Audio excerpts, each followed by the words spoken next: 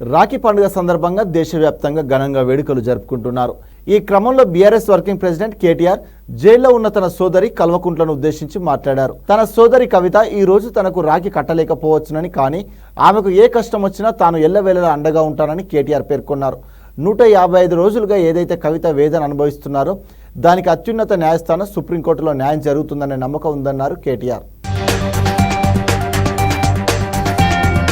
పండుగ జరుపుకుంటున్న ప్రతి సోదరికి, ప్రతి సోదరుడికి హృదయపూర్వకంగా మా అందరి తరపున శుభాకాంక్షలు తెలియజేస్తూ, తెలంగాణ రాష్ట్రంలోని ప్రతి సోదరికి, ప్రతి సోదరుడికి కూడా ప్రత్యేకంగా ధన్యవాదాలు తెలియజేస్తూ, మరి మా సోదరి కవిత గారు ఈరోజు రక్షాబంధనం తరపున సందర్భంగా మాతో లేకపోవడం బాధాకరమైనప్పటికీ తప్పకుండా వారికి కూడా న్యాయం లభిస్తుందని, 155 రోజులుగా ఏదైతే వారు